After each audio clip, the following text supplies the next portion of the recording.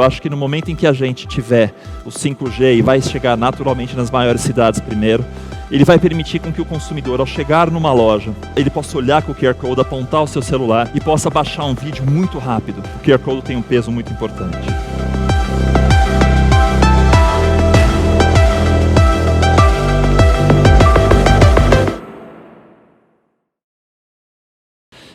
Vamos falar sobre comportamento de consumo off-on. E se eu quando passei essa apresentação ao tema, eu deveria ter mudado o título. O título deveria ser esse que está aí, ó. Facilite o Phygital. Acho que essa é a missão que nós temos. O Caio agora falou, né, é um negócio digital. Eu acho que é isso, facilitar o digital, é um digital business. Mas a palavra que, se vocês esquecerem de tudo, lembrem, acho que só dessa expressão. Facilite o Phygital. E se tiver aqui um pouquinho mais de tempo, um pouquinho mais de memória, e quiser pegar 5 mensagens, eu diria que são essas que estão aqui. Então vamos lá.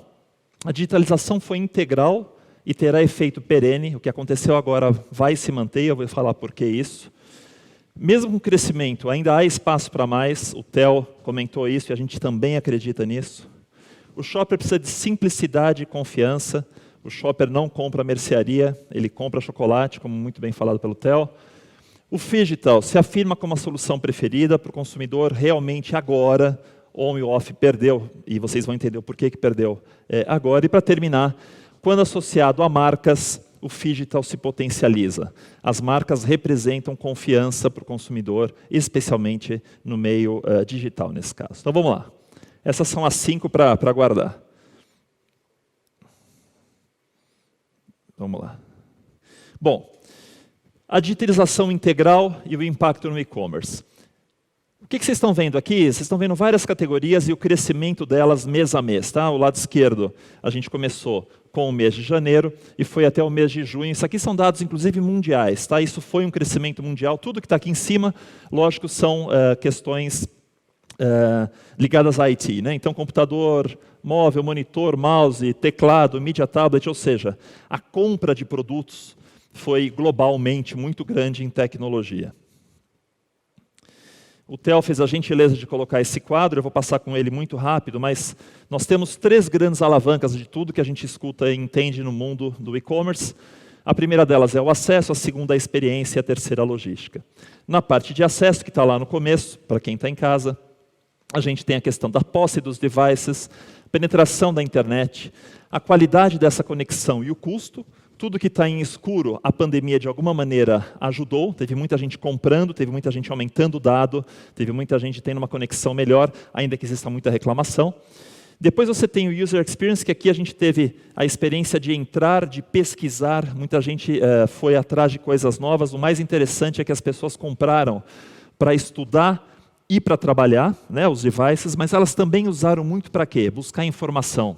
E isso é bem importante.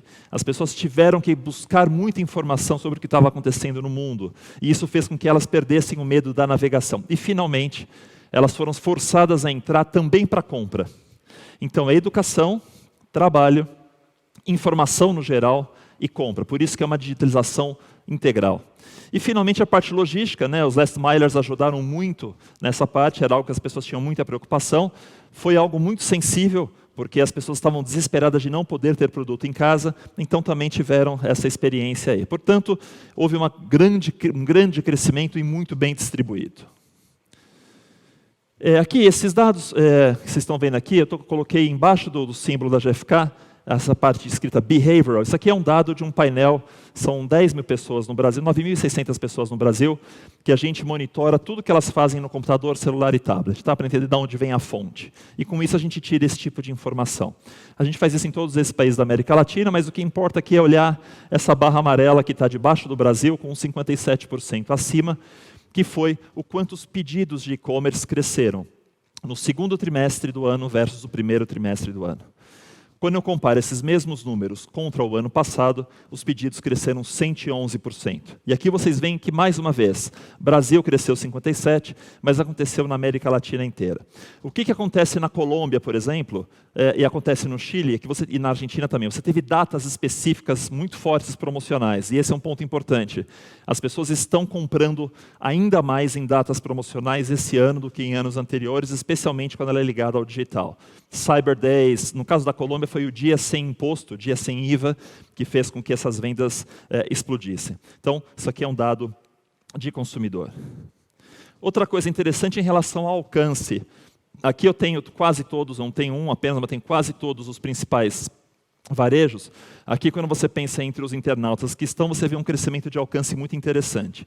Tem dois pontos importantes para comentar. O primeiro deles é que o AliExpress, que agora vem com tudo, né? O Yanji está aí, eu não sei nem se ele está por aí ou se está assistindo, que ele está sempre assistindo essas coisas, vem com tudo, mas houve uma queda muito grande, eles tinham aqui um alcance por volta de 30%, ou seja, entre as pessoas que estavam na internet passavam por ali de alguma maneira, e esse número vem para 22% e não tem subido tanto, por isso que tem agora um efeito muito grande de voltar isso aí. Vocês percebem aqui, a Casas Bahia, que é a linha pontilhada azul, que entre esses 5 estava lá por baixo, cresce e se estabiliza aqui junto com a Amazon.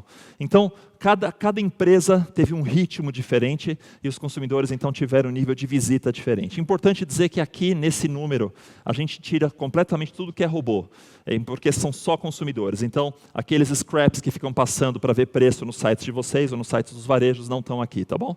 Então, vocês percebem aí uma diferença de curva, mas todo mundo subindo muito. Outra coisa muito importante, aqui o Cauê fala um pouco disso, aqui vocês veem várias categorias, vestuário, saúde e beleza, supermercado, linha marrom, linha branca, perdão, isso aqui ficou em espanhol. E vocês percebem que a participação de mercado é muito diferente em cada uma delas. Isso é ainda mais importante quando a gente vai pensando nas microcategorias. O consumidor, de alguma maneira, traz na sua cabeça o histórico das lojas físicas e ele transfere, de alguma forma, para o digital também. Aqui é só o dado digital desse mesmo painel, tá? De behavior. Ele transfere para o digital aquelas expectativas.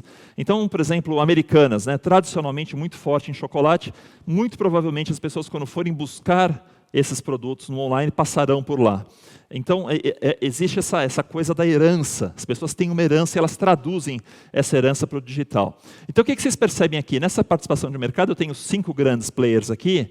Alguns deles, quer dizer, na linha branca, esses 5 players fazem aqui 70% do market share. Porém, na linha marrom, por exemplo, só fazem 40%. Na parte de supermercado, 40%. Itens de supermercado, né? Não supermercado per se. Aqui eu não tenho, por exemplo, o Carrefour, que é super grande, eu não coloquei, mas se alguém depois quiser discutir sobre isso, a gente tem informação. Mas você percebe que existe uma variação muito grande. Portanto, não tomem simplesmente um dado geral. Quais são os maiores e-commerces? Isso sim para tráfego, é bem importante. Mas para a busca da sua categoria, varia muito, categoria a categoria, o que o consumidor busca. Vou dar um exemplo bem específico, que é a parte de computador. Aqui os dados estão pequenos, até peço desculpa, mas a gente tem Americanas, Magalu, Casas Bahia, Amazon, Submarino, Extra, Carrefour, Ponto Frio e Adel. Vocês percebem que para a compra de computador, eu diria que talvez o site mais estruturado que a gente tenha no mercado de D2C, ou um dos 3 mais, é o da Dell. E mesmo com tudo isso, a Dell ainda tem 2% dos pedidos aqui de compras de computador, ou pelo menos teve nesse período, nessas 1 milhão de unidades vendidas aqui no primeiro semestre. Uma coisa super importante, o varejo está desesperado, está irritado com essa discussão de D2C. Eu acho que vocês sabem disso. Eu participo, lógico, também de muito fórum de varejo, o varejo é o nosso grande contribuidor, e é fundamental voltar nisso que os colegas já falaram, e eu sei que muitos falarão daqui para frente. É muito importante abrir qual é a estratégia. Tem varejo dizendo, eu estive no fórum da Abras, eu não sei se algum de vocês esteve no painel que eu apresentei lá, com uma pessoa super importante de varejo, e ela disse abertamente, privilegiarei aqueles fabricantes que não tiverem estratégia de D2C. Receio, medo, o que você está fazendo? Por que você quer roubar minha venda? E no final das contas, a venda não é tanto, aqui é muito mais talvez informação ou outras coisas. Fiquem atentos, abram essa conversa, o colaborativo, como o Theo comentou, é super importante. Bom, há espaço para seguir crescendo? Vou dar uma volta aqui, deixa eu ver se eu consigo. Cresceu o computador um montão, né? Já coloco de novo. Cresceu o computador um montão, como vocês viram agora há pouco. Quantos computadores vocês acham que vende normalmente no Brasil por ano? Vai, alguém me dá um número qualquer. Número em milhões. Alguém quer chutar? 2 milhões, muito bom. Esse ano talvez venda 3 e pouco. E a gente tem o quê? 74 milhões de lares. Portanto, mesmo crescendo um monte, ainda existe um gap de 20 milhões de notebooks nos lares, tá bom? Então existe muito espaço para pessoas terem mais acesso a compras pela internet, em primeiro lugar, do ponto de vista de país. Nós perguntamos para as pessoas, e aqui então, esse é um dado de pesquisa mesmo, tá? Aqui então, não é aquele dado de behavior, aqui eu perguntei para as pessoas, durante a pandemia eu falei para elas, ainda estamos, mas no meio, desses itens aqui que vocês estão vendo na tela, o que em verde o que você comprava antes do isolamento, o que você compra durante, o que você vai comprar depois, tá? Verde, marrom, talvez um bege aí. E o que a gente percebe? Que na linha marrom, branca, portáteis, smartphone, computador, já existia um nível de compra mais alto, as pessoas que responderam isso, todas elas têm acesso à internet, já existia um nível de compra mais alto, na maior parte dizem que vão seguir comprando, mas o mais interessante é olhar a coluna da esquerda aqui, você vê que alimentos, todo mundo falou em 100 e poucos %, e realmente é isso. As pessoas que têm acesso à internet dobraram a sua compra, e o mais interessante, dizem que seguirão comprando. Aqui no mesmo nível, não tem uma coisa dizendo, não, dali para frente eu sempre vou comprar. Portanto, o tamanho é muito importante. Cuidado com os percentuais. Não explodiu, 110%. O que isso significa em número de pessoas? Para a minha categoria é a mesma coisa, muito cuidado, o Brasil é muito grande, qualquer percentual são milhões.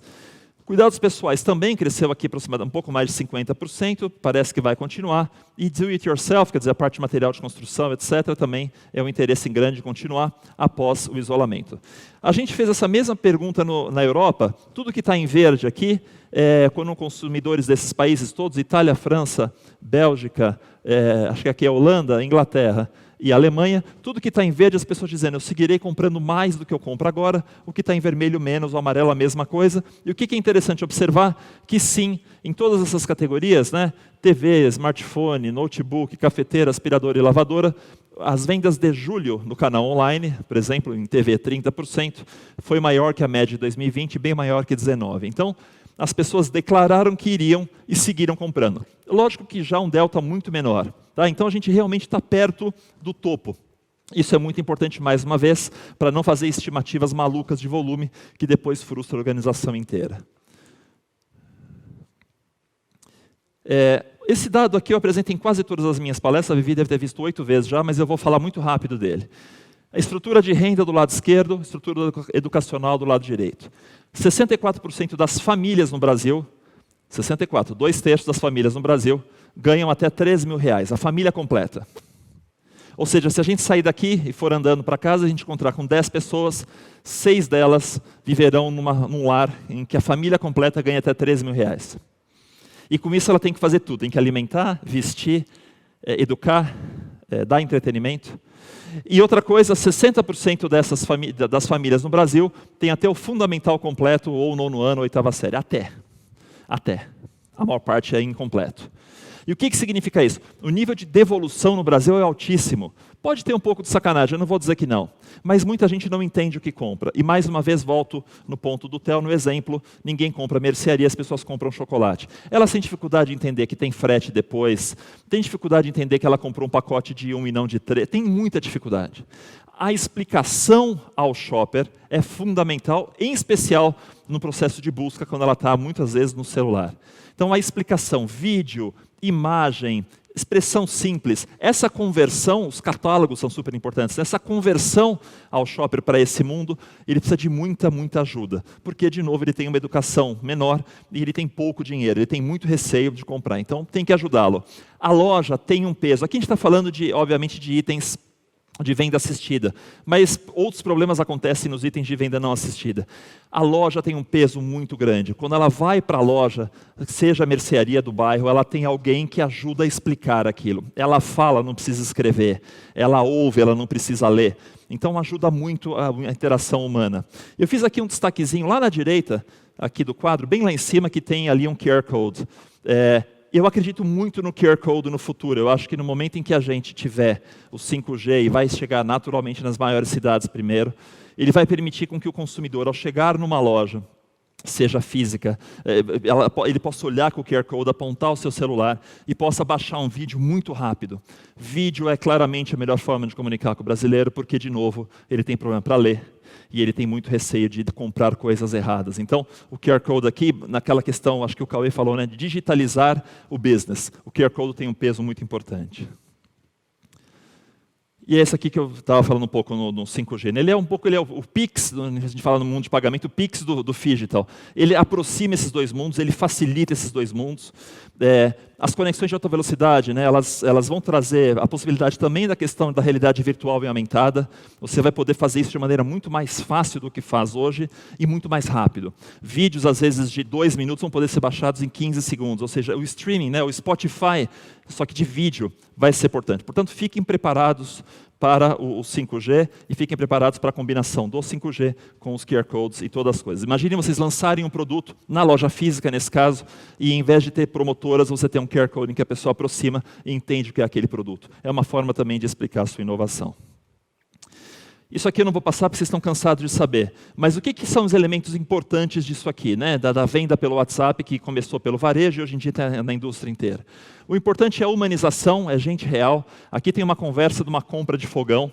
A senhora estava tentando comprar o fogão e ela no final decide mandar a foto para a vendedora. E aquilo facilita completamente. A vendedora fala, a senhora quer um fogão com essas características, etc. Porque é assim que as pessoas interagem, né, com a compra.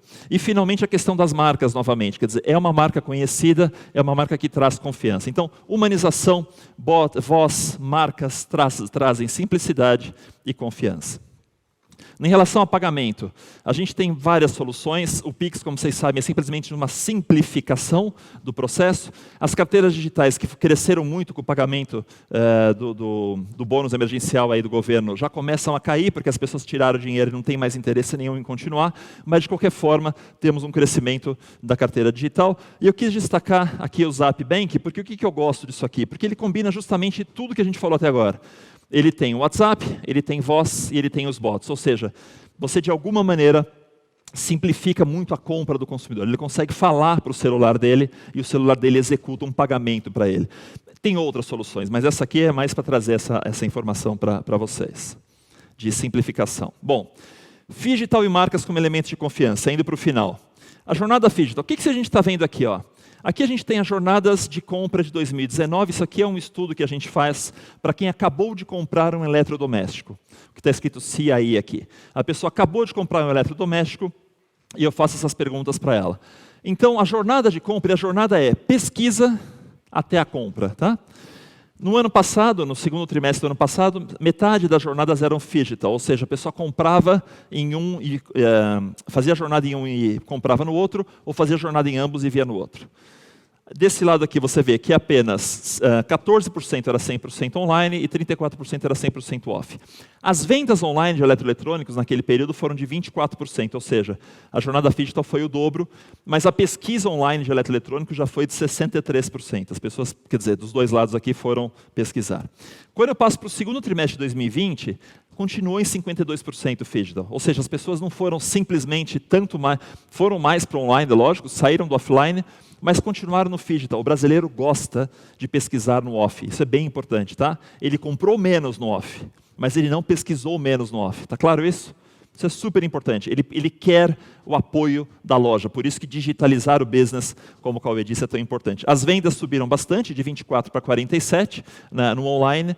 Porém, como a gente pode ver, o Phygital continua. As pessoas precisam da loja física. E a pesquisa online sai de 63 para 75.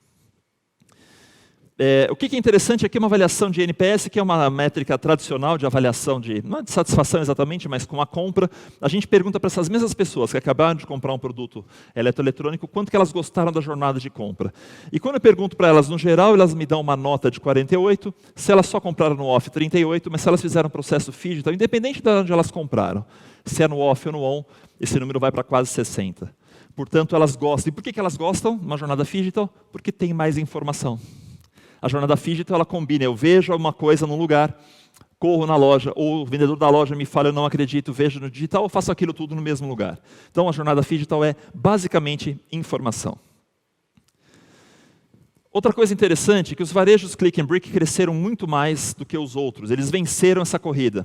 A gente tem essa linha vermelha aqui em cima, que é vermelha ou vinho, sei lá, que é a linha dos Click and Brick. Click and Brick a gente está chamando, vocês sim conhecem, não sei se todo mundo em casa também, aquelas lojas que têm o físico e o e-commerce. Depois a linha verde são os pure players, aqueles que só têm o e-commerce, e a linha amarela, aqueles que só têm loja física. Na pandemia, isso aqui vai até julho, agosto, você percebe que o Click and Brick cresceu 77%, enquanto aqueles que são pure players cresceram 17%, 4 vezes mais. Porque, mais uma vez, primeiro porque esses sites aqui são de empresas grandes, maiores, que já tinham uma estrutura, que se prepararam melhor, mas, de novo, as pessoas precisam dessa segurança. E não é só aqui no Brasil, não. Na América, no mundo inteiro, vou mostrar o dado agora da Europa, só o colega tirar a foto ali, no dado na Europa, aqui, ó, isso aqui é um dado da Europa. Vocês percebem que o Click and Brick lá também cresce mais que o Pure Player, só que lá são 3 vezes mais, aqui no Brasil 4 vezes mais.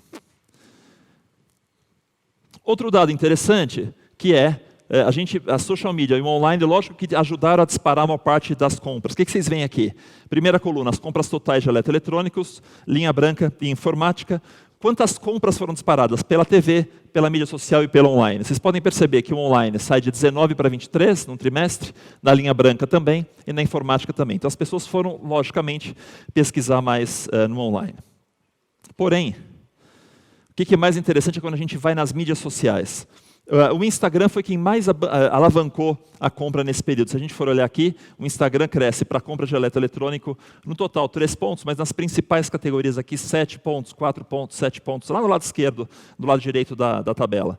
Em smartphone foi o que menos alavancou, mas o Instagram cresceu bastante. Porém, o YouTube segue sendo dominante para disparar a compra, portanto, vídeo mais uma vez, Instagram, imagens, os posts são mais fortes na linha branca, talvez um pouco até pelo perfil da população.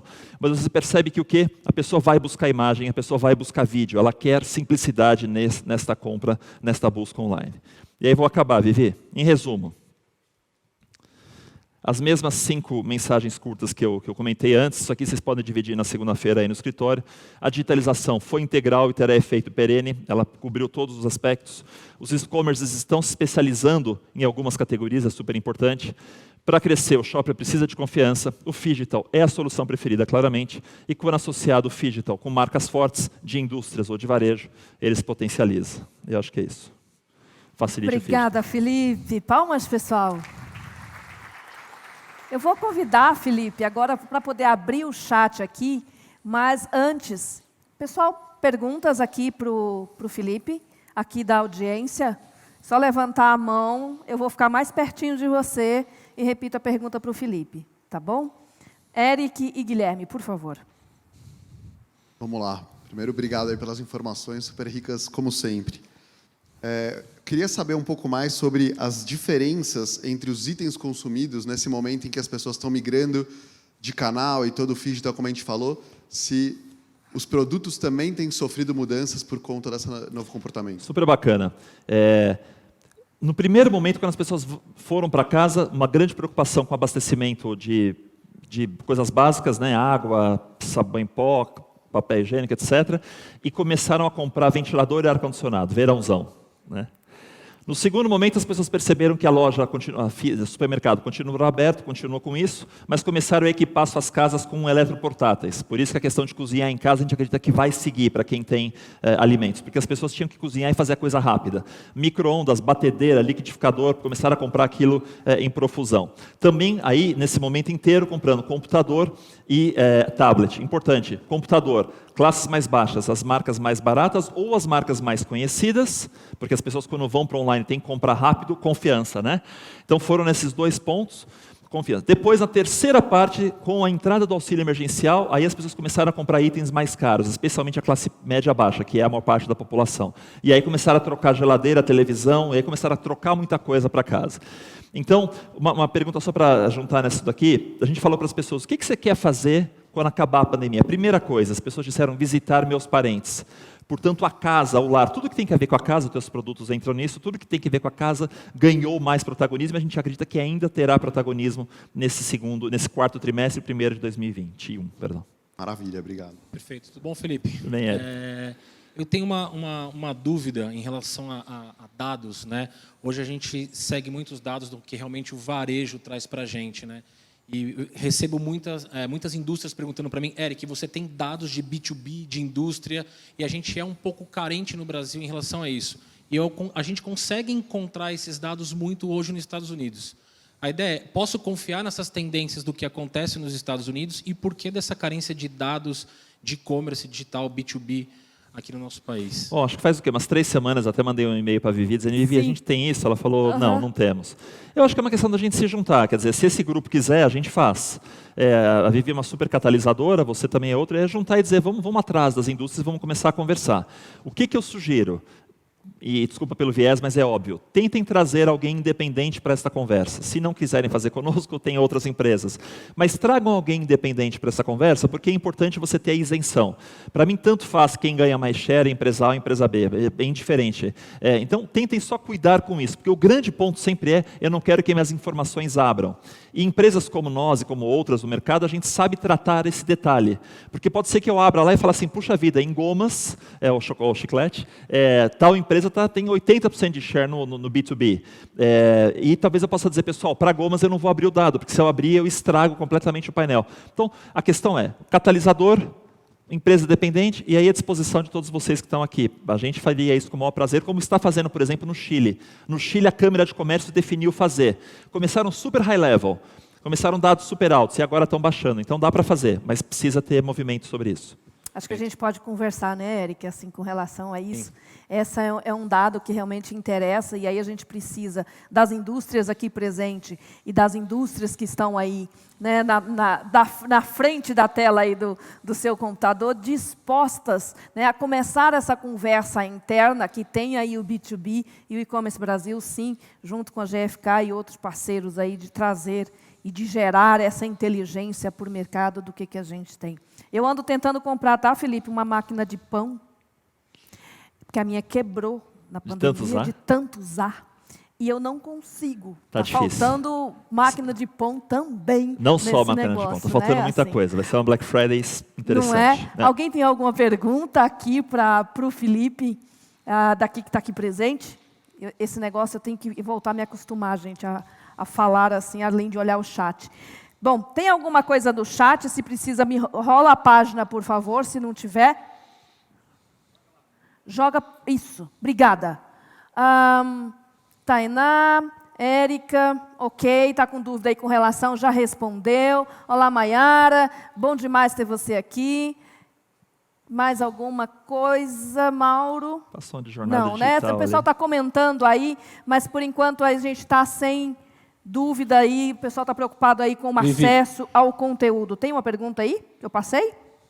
Não. O Acácio aí, obrigado, Acácio, aí pela audiência.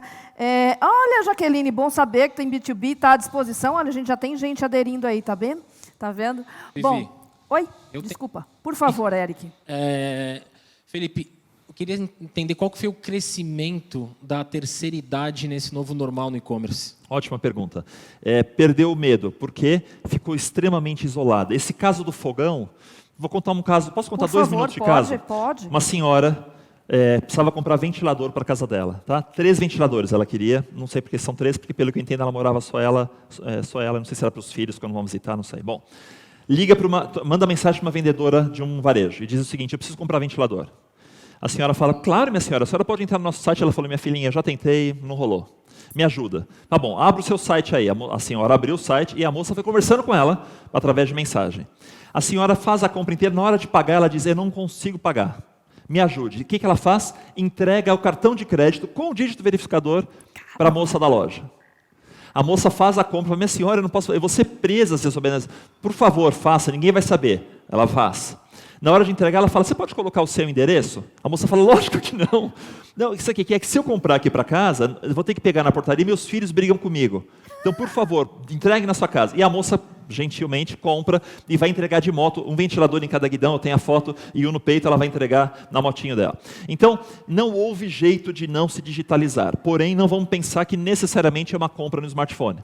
Tá? Digitalizou, da forma, ainda precisa de apoio, mas cresceu demais. Com certeza cresceu demais a compra. Mas, de novo, simplicidade e confiança para esse target é ainda mais importante. Renda mais reduzida, então ainda é mais importante ter cuidado disso daí. Beleza? Obrigada. Obrigada, Eric. Obrigada, Guilherme. Obrigada, Felipe. Que alegria te receber. Palmas para eles, pessoal. Obrigado. Muito obrigada. Obrigado.